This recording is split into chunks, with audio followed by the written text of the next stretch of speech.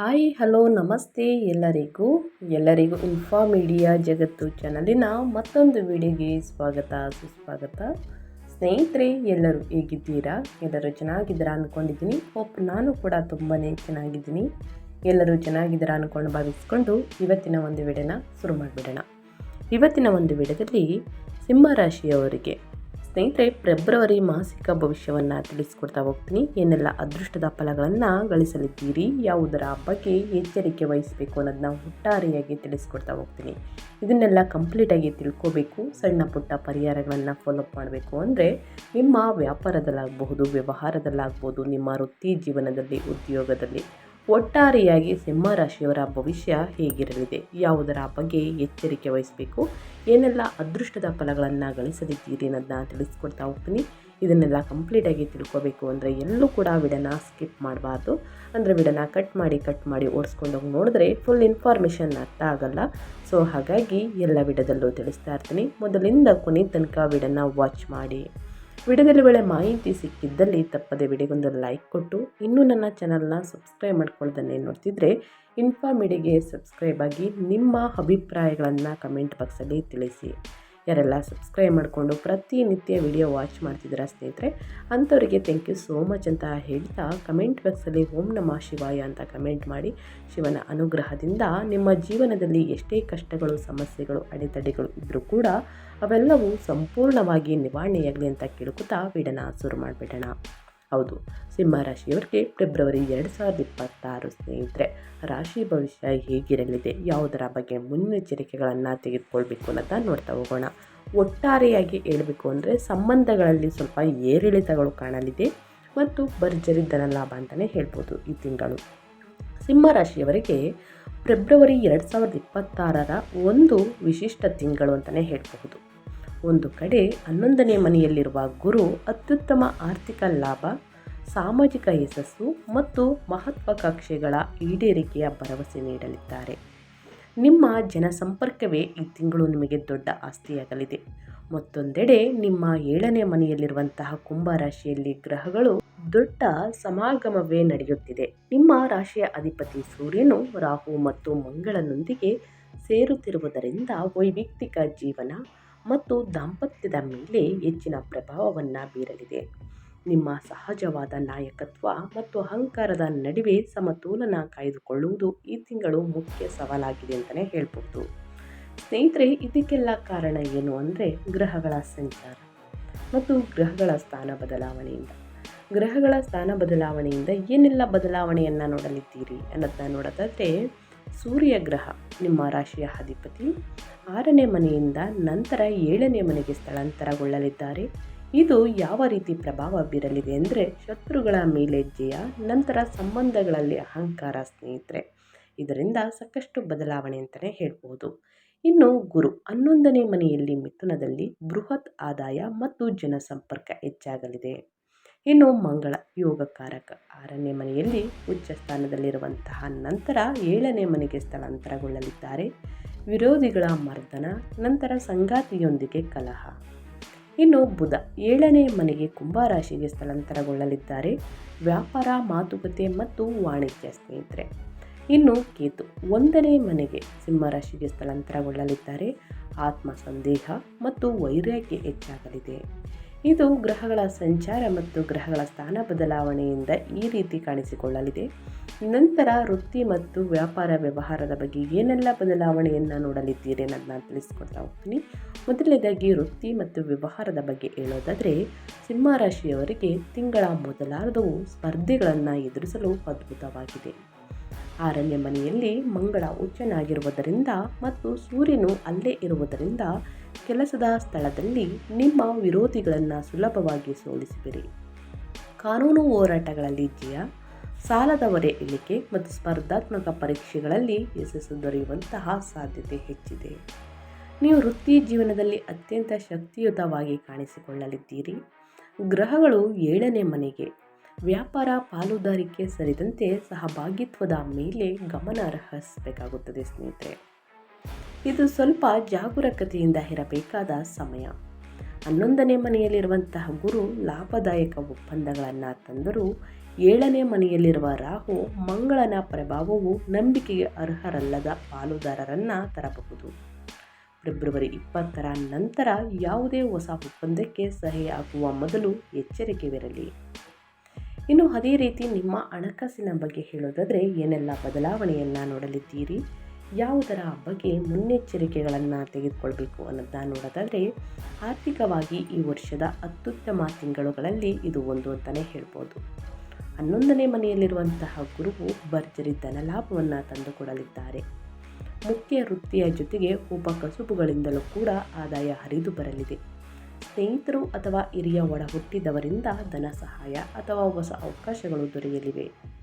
ಅದಿಯಾಗೋ 8ನೇ ಮನೆಯಲ್ಲಿರುವಂತಹ ಶನಿಯು ತೆರಿಗೆ, ವಿಮೆ ಅಥವಾ ಅನಿರೀಕ್ಷಿತ ಖರ್ಚುಗಳ ಬಗ್ಗೆ ಎಚ್ಚರಿಕೆ ನೀಡಲಿದ್ದಾರೆ. ಆದಾಯ ಚೆನ್ನಾಗಿದೆ ಎಂದು ಅತಿಯಾದ ಖರ್ಚು ಮಾಡಬೇಡಿ. 7ನೇ ಮನೆಯ ಪ್ರಭಾವದಿಂದ ಸಂಗಾತಿಗಾಗಿ ಅಥವಾ ಸಾಮಾಜಿಕ ಸಮಾರಂಭಗಳಿಗಾಗಿ ಹೆಚ್ಚಿನ ಹಣ ವ್ಯಯಿಸುವಂತಹ ಸಾಧ್ಯತೆ ಇದೆ.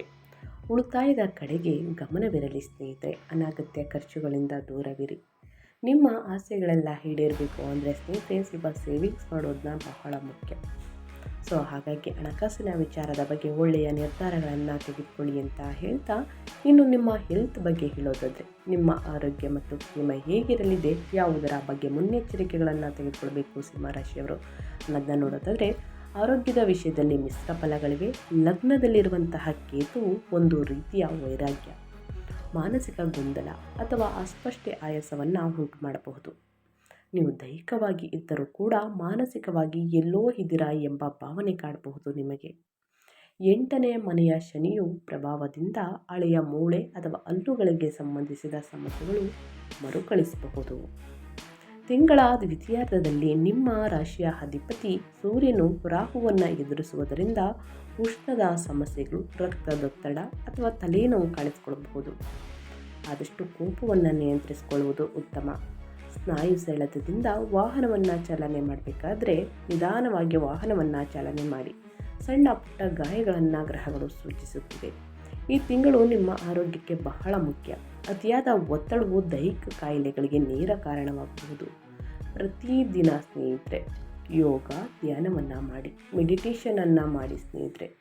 ಇನ್ನು ಅದೇ ರೀತಿ ತಿನ್ನುವ ಆಹಾರದ ಪದ್ಧತಿಯ ಬಗ್ಗೆ ಸ್ವಲ್ಪ ಚೇಂಜಸ್ ಮಾಡ್ಕೊಳ್ಳಿ. ಹೊರಗಿನ ತಿಂಡಿ ತಿನಿಸುಗಳನ್ನು ಚೆನ್ನಾಗಿ ಸೇವಿಸುವುದು, ಮಸಾಲೆಯುಕ್ತ ಊಟವನ್ನು ಮಾಡುವುದರಿಂದ ಉಷ್ಣತೆ ಜಾಸ್ತಿಯಾಗಲಿದೆ, ಅಸಿಡಿಟಿ ಜಾಸ್ತಿಯಾಗಲಿದೆ.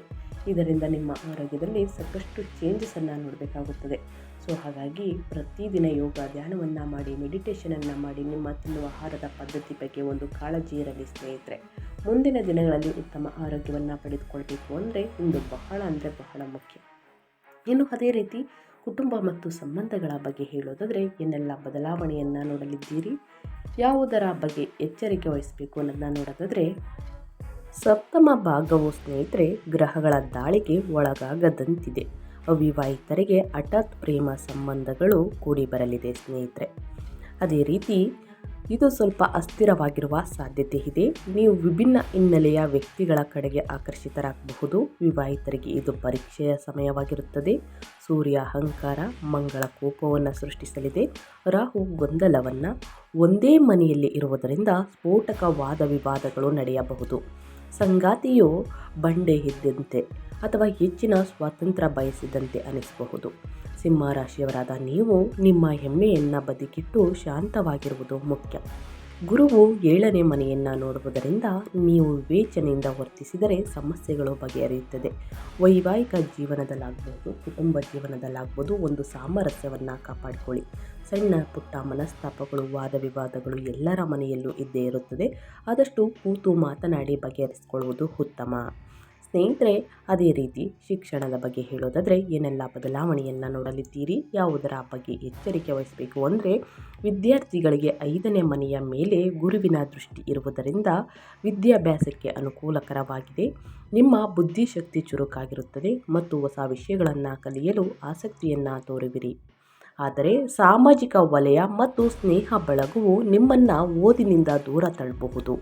ಕಚೇರಿ ಅಥವಾ ಕಾಲೇಜು ಕಾರ್ಯಕ್ರಮಗಳಲ್ಲಿ ಅತಿಯಾಗಿ ತೊಡಗಿಸಿಕೊಳ್ಳುವುದರಿಂದ ಅಧ್ಯಯನದ ಮೇಲೆ ಪರಿಣಾಮ ಬೀರಬಹುದು.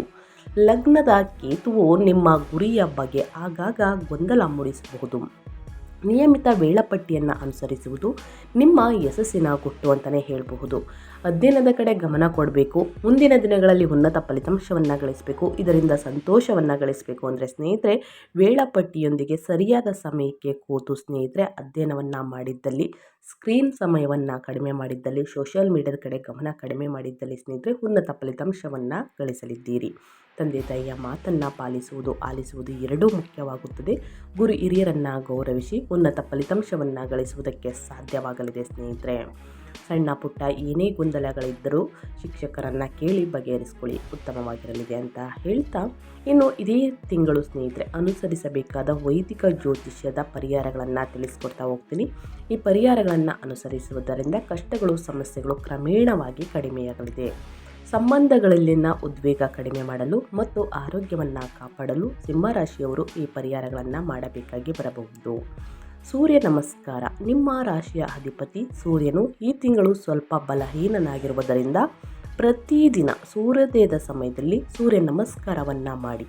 ಸೂರ್ಯನಿಗೆ ನೀರನ್ನು ಅರ್ಪಿಸುವಾಗ ಸ್ವಲ್ಪ ಕುಂಕುಮವನ್ನು ಬೆರೆಸಿ ವ್ಯಾಪಾರ ವ್ಯವಹಾರದಲ್ಲಿ ಅಡೆತಡೆಗಳಿದ್ದರೆ ಸಂಪೂರ್ಣವಾಗಿ ನಿವಾರಣೆಯಾಗಲಿದೆ. ಸೂರ್ಯದೇವರಿಗೆ ನೀರನ್ನು ಅರ್ಪಿಸುವಾಗ ಕುಂಕುಮ ಅಥವಾ ಅರಿಶಿಣವನ್ನು ಮಿಕ್ಸ್ ಮಾಡಿ ಸ್ನೇಹಿತರೆ ಸೂರ್ಯದೇವರಿಗೆ ಅಗ್ರವನ್ನು ನೀಡಿ ಒಳಿತಾಗಲಿದೆ. ಇನ್ನು ಗಣೇಶನ ಆರಾಧನೆ ನಾಳೆ ಸ್ನೇಹಿತರೆ ಅಂದರೆ ಫೆಬ್ರವರಿ 5ನೇ ತಾರೀಕು ಸಂಕಷ್ಟಹರ ಚತುರ್ಥಿ ಇದೆ. ನಾಳೆನೂ ಕೂಡ ಮಾಡ್ಬೋದು ಅಥವಾ ಗಣೇಶನಿಗೆ ಬುಧವಾರದ ದಿನ ಕೂಡ ಮಾಡಬಹುದು. ಲಗ್ನದ ಕೇತುವಿನಿಂದ ಉಂಟಾಗುವ ಗೊಂದಲ ನಿವಾರಿಸಲು ಗಣೇಶನಿಗೆ ಆರಾಧನೆ ಮಾಡಿ. ಗಣೇಶನಿಗೆ ಪ್ರಾರ್ಥನೆಯನ್ನು ಸಲ್ಲಿಸಿ. ಇದು ಅಡೆತಡೆಗಳನ್ನು ನಿವಾರಿಸುತ್ತದೆ. ಅದು ಹಣಕಾಸಿನ ವಿಚಾರದಲ್ಲಾಗಬಹುದು, ನಿಮ್ಮ ಪ್ರೇಮ ಸಂಬಂಧಗಳಲ್ಲಿ, ವೈಯಕ್ತಿಕ ಸಂಬಂಧಗಳಲ್ಲಿ, ಕುಟುಂಬದ ಬಗ್ಗೆ, ವ್ಯಾಪಾರ ವ್ಯವಹಾರದಲ್ಲಿ ಯಾವುದೇ ಅಡೆತಡೆಗಳಿದ್ರೂ ಕೂಡ ಸಂಪೂರ್ಣವಾಗಿ ನಿವಾರಣೆಯಾಗಲಿದೆ. ಸೊ ತಪ್ಪದೇ ಈ ಒಂದು ಪರಿಹಾರವನ್ನು ಮಾಡಿ ಒಳಿತಾಗಲಿದೆ. ಇನ್ನು ಅದೇ ರೀತಿ ದಾಂಪತ್ಯ ಶಾಂತಿಗಾಗಿ ಮನೆಯಲ್ಲಿ ಕಲಹಗಳಾಗುತ್ತಿದ್ದರೆ ಶುಕ್ರವಾರದಂದು ದೇವಸ್ಥಾನಕ್ಕೆ ಸಿಹಿ ಪದಾರ್ಥವನ್ನು ಅರ್ಪಿಸಿ. ಸಂಗಾತಿಯ ಪ್ರಚೋದನೆಗೆ ತಕ್ಷಣ ಪ್ರತಿಕ್ರಿಯಿಸಬೇಡಿ. ಈ ಸಿಹಿಯನ್ನು ಹಂಚಿ ಸ್ನೇಹಿತರೆ ಪೂಜೆಯನ್ನು ಮಾಡಿಸಿದ ನಂತರ ಬಡವರಿಗೆ ನಿರ್ಗತಿಕರಿಗೆ ಶುಕ್ರವಾರದಂದು ಸ್ನೇಹಿತರೆ ನಿಮ್ಮ ಕೈಯಲ್ಲಾದಷ್ಟು ಜನರಿಗೆ ಸಿಹಿಯನ್ನು ಹಂಚಿ. ಜೊತೆಗೆ ಹಣ್ಣು ಮತ್ತು ಎಲೆ ಅಡಿಕೆಯನ್ನು ಹಂಚುವುದರಿಂದ ನಿಮ್ಮಿಬ್ಬರ ನಡುವೆ ಅಂದರೆ ನಿಮ್ಮ ವೈವಾಹಿಕ ಜೀವನದಲ್ಲಿ ಸ್ನೇಹಿತರೆ ಸಾಮರಸ್ಯ ಹೆಚ್ಚಾಗಲಿದೆ, ನೆಮ್ಮದಿ ಕೂಡ ಹೆಚ್ಚಾಗಲಿದೆ. ಸೊ ಹಾಗಾಗಿ ತಪ್ಪದೆ ಈ ಒಂದು ಸಣ್ಣ ಪರಿಹಾರವನ್ನು ಮಾಡಿ. ಇನ್ನು ನೀಲಿ ಕಪ್ಪು ಬಣ್ಣದ ಬಳಕೆ ಬೇಡ ಸಿಂಹರಾಶಿಯವರು. ಈ ತಿಂಗಳು ರಾಹು ಮತ್ತು ಶನಿಯ ಪ್ರಭಾವ ಹೆಚ್ಚಾಗಿರುವುದರಿಂದ ಮುಖ್ಯ ಕೆಲಸಗಳಿಗೆ ಹೋಗುವಾಗ ನೀಲಿ ಅಥವಾ ಕಪ್ಪು ಬಣ್ಣದ ಬಟ್ಟೆಗಳನ್ನು ಧರಿಸಬೇಡಿ. ಇನ್ನು ಶನಿವಾರದಂದು ಸ್ನೇಹಿತರೆ ಬಡವರಿಗೆ ನಿರ್ಗತಿಕರಿಗೆ ನಿಮ್ಮ ಕೈಯಲ್ಲಾದಷ್ಟು ಹಣ ಸಹಾಯವನ್ನು ಮಾಡಿ. ಇನ್ನು ಕಪ್ಪು ವಸ್ತುಗಳನ್ನು ದಾನ ಮಾಡುವುದು, ಕಪ್ಪು ಬಟ್ಟೆ, ಕಪ್ಪು ಎಳ್ಳು, ಕಪ್ಪು ಛತ್ರಿ, ಇನ್ನು ಚಪ್ಪಲಿ, ಕಬ್ಬಿಣ ಈ ರೀತಿ ದಾನ ಮಾಡುವುದರಿಂದ ನಿಮ್ಮ ಸಮಸ್ಯೆಗಳು ಏನೇ ಇದ್ದರೂ ಕೂಡ ಸಂಪೂರ್ಣವಾಗಿ ನಿವಾರಣೆಯಾಗಲಿದೆ. ಸೊ ಹಾಗಾಗಿ ತಪ್ಪದೆ ಈ ಒಂದು ಪರಿಹಾರವನ್ನು ಮಾಡಿ. ಸ್ನೇಹಿತರೆ ಸಿಂಹರಾಶಿಯವರು ಒಂದು 3 ಕ್ವೆಶ್ಚನ್ ಕೇಳಿದ್ದೀರಾ, ಅದಕ್ಕೆ ಆನ್ಸರ್ ತಿಳಿಸ್ಕೊಡ್ತೀನಿ. ಫೆಬ್ರವರಿ 2026 ಸಿಂಹರಾಶಿಯವರ ಆರ್ಥಿಕತೆ ಹೇಗಿರಲಿದೆ ಅನ್ನೋದನ್ನ ಕೇಳಿದ್ದೀರಾ. ಫೆಬ್ರವರಿ ತಿಂಗಳು ಸ್ನೇಹಿತರೆ ಅಂದರೆ 2026ರ ವರ್ಷದಲ್ಲಿ ಫೆಬ್ರವರಿ ತಿಂಗಳು ಒಂದು ತಿರುವನ್ನು ಕೊಡಲಿದೆ ಸಿಂಹರಾಶಿಯವರಿಗೆ. ಆರ್ಥಿಕ ಬಗ್ಗೆ ಹೇಳೋದಾದರೆ ನಿಮ್ಮ ಹಣಕಾಸಿನಲ್ಲಿ ಶುಭವಾಗಿರಲಿದೆ ಸ್ನೇಹಿತರೆ. ದುಪ್ಪಟ್ಟು ಲಾಭವನ್ನು ನೋಡಲಿದ್ದೀರಿ. ಅನಗತ್ಯ ಖರ್ಚುಗಳಿಂದ ದೂರವಿರಿ. ಸಿಂಹರಾಶಿಯವರ ಆರೋಗ್ಯ ಹೇಗಿರಲಿದೆ ಅನ್ನೋದನ್ನ ಕೇಳಿದ್ದೀರಾ. ಸಿಂಹರಾಶಿಯವರ ಆರೋಗ್ಯದ ಬಗ್ಗೆ ಸ್ವಲ್ಪ ಕಾಳಜಿ ಬೇಕೇ ಬೇಕು ಸ್ನೇಹಿತರೆ. ವಾಹನವನ್ನು ಚಾಲನೆ ಮಾಡಬೇಕಾದ್ರೆ ನಿಧಾನವಾಗಿ ವಾಹನವನ್ನು ಚಾಲನೆ ಮಾಡಿ.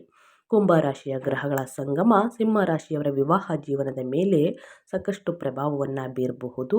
ಸ್ವಲ್ಪ ಅಡೆತಡೆಗಳು ಇದ್ದರೆ ಸ್ನೇಹಿತರೆ ನಾನು ಹೇಳಿರುವಂತಹ ಪರಿಹಾರಗಳನ್ನು ತಪ್ಪದೇ ಫಾಲೋ ಮಾಡಿ. ಎಷ್ಟೇ ಕಷ್ಟಗಳು ಸಮಸ್ಯೆಗಳು ಅಡೆತಡೆಗಳಿದ್ರೂ ಕೂಡ ನಿವಾರಣೆ ಆಗ್ತಾ ಬರುತ್ತೆ.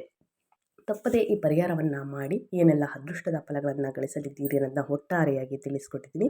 ಇವತ್ತಿನ ಒಂದು ವಿಡಿಯೋ ಇದಾಗಿರುತ್ತೆ. ವಿಡಿಯೋದಲ್ಲಿ ಒಳ್ಳೆಯ ಮಾಹಿತಿ ಸಿಕ್ಕಿದ್ದಲ್ಲಿ, ಈ ವಿಡಿಯೋ ಯೂಸ್ಫುಲ್ ಅನಿಸಿದ್ದಲ್ಲಿ ವಿಡಿಯೋಗೆ ಲೈಕ್ ಮಾಡಿ, ಕಮೆಂಟ್ ಮಾಡಿ, ನಿಮ್ಮ ಅಭಿಪ್ರಾಯವನ್ನು ತಿಳಿಸಿ ಅಂತ ಹೇಳ್ತಾ ನಿಮಗೂ ಮತ್ತು ನಿಮ್ಮ ಕುಟುಂಬಕ್ಕೆ ತುಂಬಾ ಒಳ್ಳೆಯದಾಗಲಿ. ಶನಿದೇವರ ಆಶೀರ್ವಾದ ಇರಲಿ. ಮತ್ತೊಂದು ವಿಡಿಯೋ ಜೊತೆ ಮತ್ತೊಂದು ಹೊಸ ಅಪ್ಡೇಟಲ್ಲಿ ಸಿಗ್ತೀನಿ. Thank you for watching.